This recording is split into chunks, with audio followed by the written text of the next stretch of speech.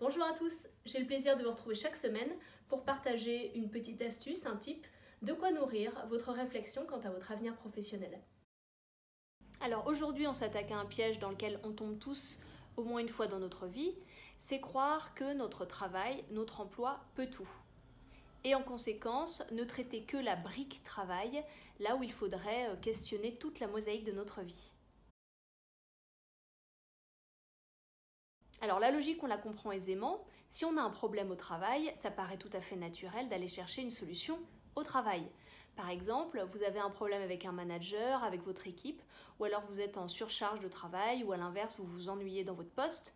Naturellement, vous allez chercher à changer de travail. C'est juste, mais parfois, le malaise au travail peut être le symptôme d'un déséquilibre plus global.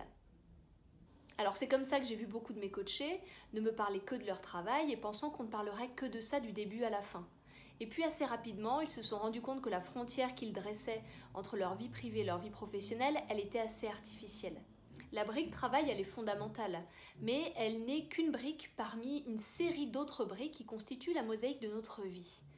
Dans cette mosaïque, on va retrouver généralement la vie amoureuse, la vie amicale, la famille, les activités créatives, le sport, l'engagement citoyen, le fait de prendre soin de soi, de prendre soin des autres, la vie spirituelle, etc. Et le déséquilibre qu'on peut ressentir au travail, parfois c'est juste le déséquilibre qu'on peut ressentir globalement dans l'organisation de notre vie.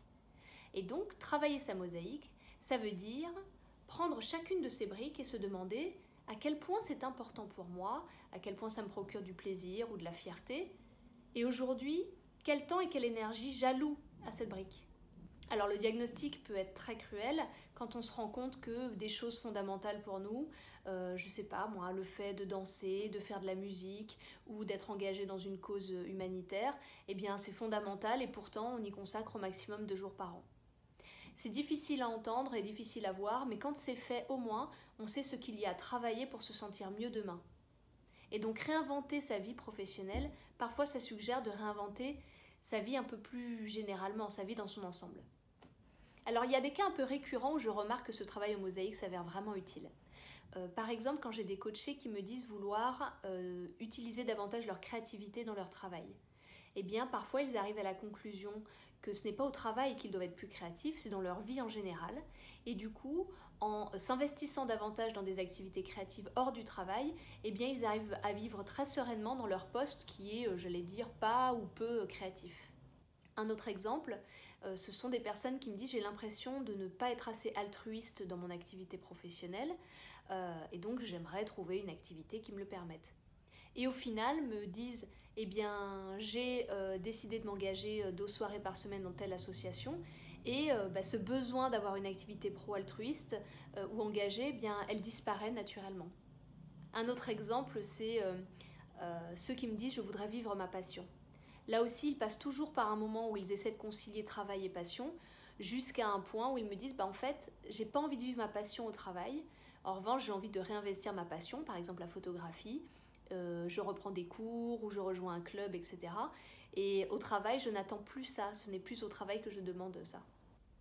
Donc on se rend compte que l'approche en mosaïque, elle a aussi le bénéfice d'alléger le poids qu'on fait peser sur notre travail, notre emploi, et de réaliser que c'est davantage notre système dans son ensemble, la façon dont on alloue notre temps et notre énergie à plein de choses, qui nous permet de nous épanouir, pas juste le job.